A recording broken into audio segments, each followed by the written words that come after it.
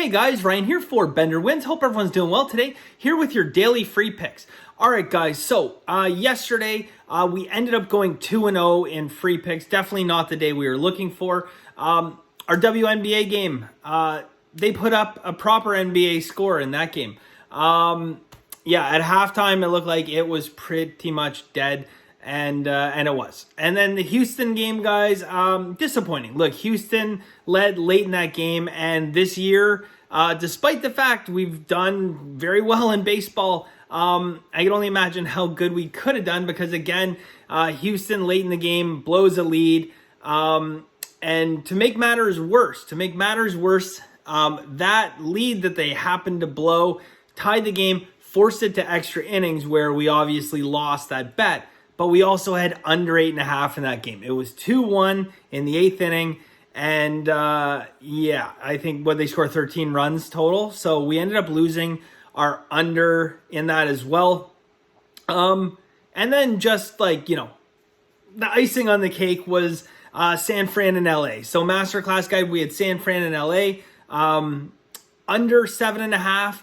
And ninth inning, bottom of the ninth inning, they got 7 runs because they got a 3-run home run in the 8th. And I think they got in the 7th. Anyways, 3-run home run, but they got 7 runs. They're hanging on.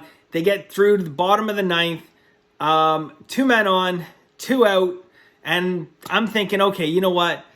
Normally I feel apprehensive about that. It's I have this bad feeling not again. But I didn't. I honestly felt them okay, you know what? They're going to get the out. The pitcher, Rogers, who is pitching, has only given up 2 earned runs all year long. So, his whip is .68. It's disgusting. The guy's lights out good.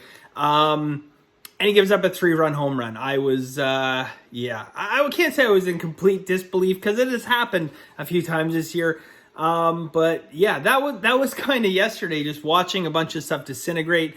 It really looked like we were going to have a great day, till, much later on when all these games kind of turned. We did catch a bit of a stroke of luck yesterday. Miami and Boston, we had under 9 in that game. They called the game in the 6th inning. There was already 7 runs. I would assume that more times than not, we're going to lose that bet. It's probably only about 30, maybe 35% to cover. So the game got rained out. Bets get refunded. So that's good. I mean, we don't want to rely on that as a winning strategy, but we'll take it. We'll take it after yesterday. So today, guys, I have some baseball, I have some hockey, and I have the weirdest NBA play that I've ever given out. That's in Masterclass. I have 2 free picks for you guys today, both in baseball. Again, Masterclass, I have 1 hockey play and 2 very unique NBA plays. I'm either going to get a lot of love or a lot of hate for it. We will see. Before I jump into it, guys, I just want to address one quick question that was brought up. Basically, someone said, how quickly should I increase my bankroll? It's a beginning better. Should I, after a month, should I increase my bankroll? Should I keep growing it? I'm trying to, he's trying to make his own bets, and I like that, just trying to figure out, basically, what his win rate and everything is. And my answer to that was, look, a lot of you guys are pretty seasoned. You've been around for a while. You've been doing this, and it's fine. You want to focus on building your bankroll. That's great. But early on, for those of you who are brand new to sports betting, guys, the biggest thing that you want to do in the beginning, okay? And I know there's this tendency to want to rush towards, growing a massive bankroll and betting huge amounts of money and making those, really feeling those wins, right? In the beginning, though, guys, I would tell you, focus on your win percentage. Do not worry about your bankroll. Bet a static bankroll until you're consistently winning, until you can consistently show a good win percentage. More importantly, a good ROI. If you can show a good ROI, guys, then it is time to start building up your bankroll and start increasing your unit sizes, okay? Because early on, if you're in a rush to just grow your bankroll and you just keep throwing money into your bankroll and you're trying to grow it, and every time you have a little winning streak, you increase your unit size dramatically, if you do not know what your long-term win percentage, your long-term ROI is, that can be a pretty dangerous recipe, right? So, I would love to see if you have that money that you want to throw in there. I'd love to see you guys keep the troops on the sidelines in reserve, and then when you're ready for the big battle, get them in there, okay? Because in the beginning, if you're hitting 45%, 46%, 47%, You're not ready to move up to that unit size, guys. And it kind of reminds me like back in the day doing a little bit of hockey coaching, and some of these kids, like I didn't have the greatest slap shot growing up. I mean, it was probably one of my biggest weaknesses in the game. I had a good wrist shot, I had a good backhand. I didn't have a great slap shot. I just didn't have a lot behind it. And watching some of these kids, they're talking like, 13, 14 years old, some 15-year-old, they could really fire the puck. These guys could fire the puck, like really hard, heavy shots. I'm trying to like teach people and build the fundamentals. Some guys didn't have it. And I always said, look, these guys can wire the puck, but they're so inaccurate with it.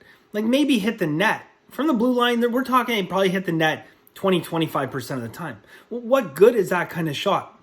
So I would always tell people, guys, when you're beginning to learn your slap shot, okay? Learn the technique. Learn how to hit the net. Become accurate with it.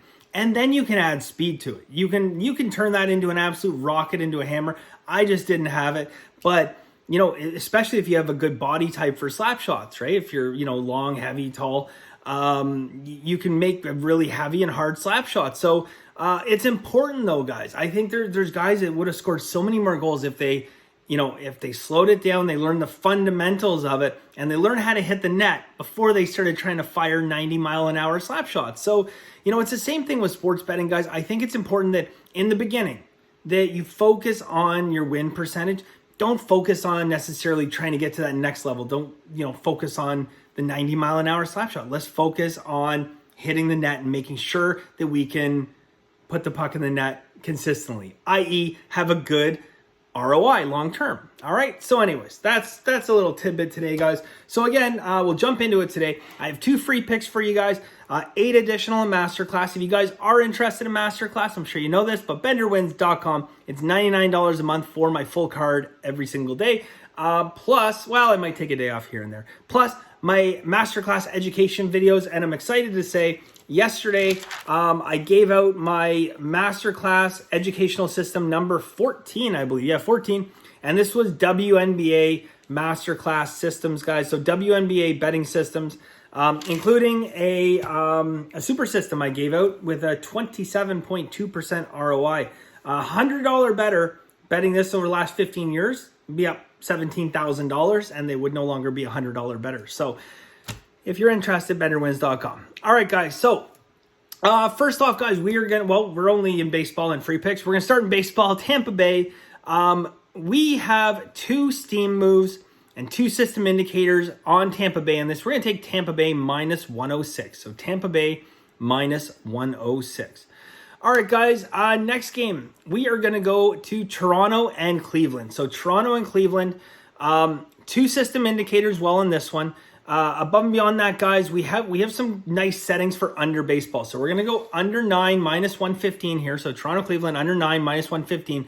Behind home plate, guys, we have Bill Miller and his expanded strike zone. So Bill Miller, guys, I talk sometimes about under umps. I talk about over umps. And what does that ultimately mean? And I'll explain it to you guys, just simplify it as much as I can. That certain umpires have, we'll call expanded strike zones. They give those borderline calls, and sometimes calls that are not even borderline. It's a ball.